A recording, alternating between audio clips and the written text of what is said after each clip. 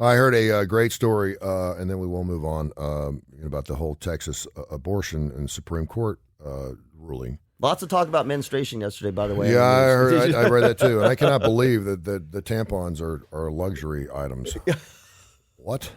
Did you know that tampons are luxury items? I mean, I cannot. I'm like, are you serious? I mean, I'm like, I could not believe what I was hearing. I never knew. But there was a woman on there talking about, listen, again, unless you've walked in my shoes, don't judge me. And she was a woman who was 19 years of age. She was born into a Christian family. They weren't hoity-toity, bow tie stuff, but she went to church twice a week, and she was a good girl, and she was nice, and she was raped. And she was raped at the age of 16, and her family did not know what to do. It was a traumatic experience. She felt like having this child, it was going to add to her trauma. It was going to be a difficult pregnancy. And so they were in this mixture of, one minute it was like, you have to have the baby because we don't believe in abortion. And she's like, again, all I'm asking you is to understand that unless you've been in a particular situation, the problem is people push the envelope. Because if it is legal, then anyone can have one. And I believe firmly that there is a lot of instances where abortion should be illegal because you put yourself in that position. I'm not talking about the rape, but you were the one that didn't use, birth control or whatever. And all of a sudden you're going to kill this child. So, again, there's instances. I'm a guy that I go situation by situation. I don't like to pigeonhole or broad brush anything, and although I do, because I speak for so many men. Yes, I know. But I mean, it's a rule. It's either legal or no, or it's yes or no, or it's yes or no. And I think a lot of times, sometimes we can look at employees or look at friends and take a situation by situation. If this person does this and you do the same exact thing, I'm going to treat you differently because I know your background. I know who you are, and I know what you're about, and I know why this happened to you. So I think it's important. I just think it's interesting to watch a bunch of white men talk about menstruation. I'm just waiting for another 9-year-old question today because she's coming hot. Is she watching the news? She can ask you about abortion next. I got a birds and a bees question for my 14-year-old yesterday. Okay, well that's good. It's time. It's my time. 14-year-old. My special needs boy. Well, yeah. Because I had to tell him I said, "Are you bathing yourself? You doing yourself?" Because he's with his mom every other week. Right. He's like, "Oh yeah," and I was like, "Are you sure?" Because it's really important because he's yes. He's from Guatemala, and I'm like, okay, I don't want to say too much. Like it's really, really important. So it's like the most important part of your body you can have. Did you say why? And he said, "Why?" And I said, "Well, in order to procreate," which I knew he wasn't going to know what the hell procreate meant. If you ever want to have children, you're going to need that. And Why? He's like, "What?" You can imagine what Xavier was looking at me. He's like, "What?" And I was like, "Yeah." I said, men have this one thing and girls have this other thing. And when they come together, they can make babies. And, and he was like, "Look at that fire truck." I'm like, "Look at that fire truck. Let's go play the garage doors." That was okay. But you see, that was okay. That's okay. You didn't, as long as you as the parent don't bail. Did your mom or dad talk to you about the birds and bees? Or and if they did, which one did it? It was my mom and my stepdad. My dad couldn't. Together? Yeah. But it was more of... And how old were you? Probably 12, 13. But it was one of those ones, but by the time they told me, it was almost obligatory, right? Yeah. It was almost, and this was obviously long before the internet, but they knew, but I was almost shaving by the time I was 13. Yeah. And I'd had girlfriends, and they kind of, I think the part of the reason that it sparked the conversation was they knew I was doing things. Yeah. And so my stepdad was really good about that. He's like, "Look, let's sit down, let's talk about this." And it's always. Did they get into the anatomy part of it, or did they? No, because I was 13. I was already messing around. This was more. Yeah. You know what this was? This was more the safe sex. See, I was a late bloomer. Now my brother was an early bloomer. I was at the age of 16. He's like, "Hey, you having sex yet?" I'm like, yeah, right. What? And I was like, I mean, I was 14. It didn't gross me out, but I was totally like scared the hell out of me because I was just starting to kiss girls at the age of 16. Right.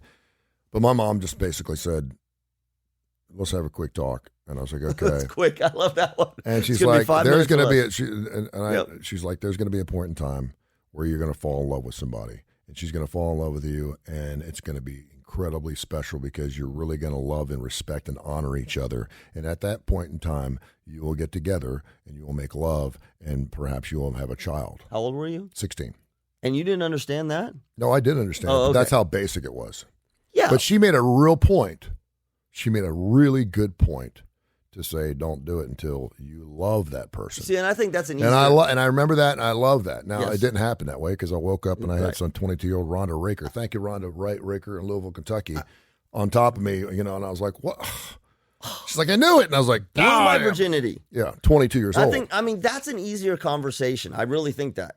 It's an easier conversation when you know that your kids already know. Yeah. Because then you're not having to talk about the anatomy. Yeah. Right? I think it's the I don't think as a parent you want to be the first one to dive into that. You want them to learn some street talk first. Right. Let them learn a few things, and then let them start questioning things and go. And that's the whole thing about the menstrual thing. You probably heard the whole segment yesterday about women's periods. Yeah. It is so taboo still. I know. And I'm like, how the hell is that taboo? I know. How can mothers not be talking to their daughters about what's going to happen when you're bleeding on the floor in high school? I mean, I'm just like, I will tell my daughter. We're teaching them how to shave their legs and how to talk to boys and what they expect. That sounds so traumatic to me. That sounds so horrible that you'd be in the middle of a math test and all of a sudden something's happening to your body and you think you're going to die. Can you imagine if you're a How guy? the hell do daughters not know that? And I would think it would be, I'm not saying it's an easy talk, No, but but I'm more than happy to give that talk to my daughter. Because again, unlike a male, And you're going to have it for the rest of your life. no, but unlike, well, no, you're not for the rest of your life. Yeah, for a while. For a long time. For a long, you hope. Right. But I mean, unlike a male, I think you make a really good point. And again, let's dive into this. If you're a male, you wake up early, you wake up at some point in your life and it's hard. And you're like, what's that? How did that happen? And then one morning, you wake up and your sheets are wet. Yeah. But you sure as hell are not waking up with blood. Blood signals injury. Dude. And Oh, if yeah. your dog, right, it's injury. And Even a bloody nose. Can you is imagine traumatic. if you're a guy, and this is why I really do believe this, and I hope people don't take this from my politics, but I'm watching AOC talk about it. If you're a man, do not lecture, don't mansplain about menstrual cycles. No. It is learn about it. Don't pretend it's not there, and don't pretend unless you're a gynecologist, you don't understand, you can't experience it. It's like giving birth. It's like giving birth. But can you imagine if you're a guy? I think about this, and one day you're in class and you wake up and you start having blood coming out of your penis. You would lose what would you do? I mean, I'd be like bad. Like not a little bit, like a lot. Like through your I'd be your cold, white chinos. sweating. I'd run out of the classroom. Oh, yeah. Right. But if your dad or mom said, now listen, part of growing up is such that there's gonna be a point where you're gonna see some blood come out of it. Yeah. And it's okay. You're not hurt. You're not injured. Here's what happens every month. I'm trying to do this every month, and you're going to see some blood. And tell your teacher and call me, and here's what we're going to do, and et cetera. If that's what you should do. I mean, I cannot believe every parent must have that conversation with their daughter, number one. And number two, the hormonal piece that and goes at least along. according to this gal who was talking for, I forget what the organization was, they're still not talking about it.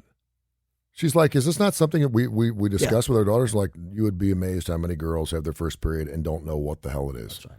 And I'm like, how is that possible? It's not because they're having everything earlier now, but I mean, it's like, I'm telling my daughter when she's 12 or 11. At one point, this is going to happen. 10 or 11. Yeah, this is the conversation we have with our boys. Forget about the hardness. I got to talk to you something about real serious. Yeah. Okay? And I want you to listen to me real carefully because this is important. Now, when you're about 13 or 14 or 15, your skin changes, and you're going to get some acne, and there's going to be a time where you're going to be talking to a girl, and swing, and no, and your voice is going to crack. Oh yeah. And they're going to go, what? I'm kidding, but seriously, your voice is going to crack. Like and you're going to how are you? Right. You're like that, and it's okay. It's okay. It's about. And then we're proud of ourselves. Exactly. We've had the conversation. Exactly. And then you'll talk like your dad. So my wife and a couple other people that I know said this, women, particularly with birth. Yeah. Giving birth rips your body apart. Sure. C-section or not. I mean, you can see it. And it leaves you permanently changed. Yeah. And it's kind of like you said, tampons are a luxury item.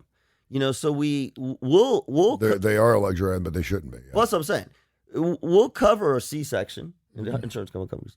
They'll cover natural birth, but they won't cover and particularly in the C-section, they're cutting down through the muscle. Like this isn't. It's not skin. They're kind of, and they're ripping your muscles apart. And sometimes I can't remember the name of the condition.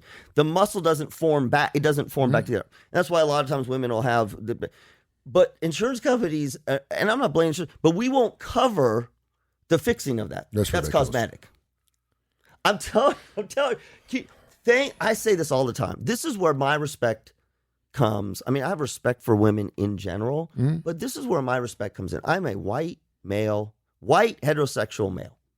The only piece that I have that maybe makes me a little bit different than someone is I'm Jewish. Yeah. That's it. Yeah. Other than that, I live a life that is about as mainstream as you can. Can you imagine? I do this. My son and I talk about this all the time. Can you imagine if you're a woman, if you're a guy? Can you imagine you're a woman? We wouldn't last for a second. I wouldn't last for a second. Oh, no, we got it pretty good.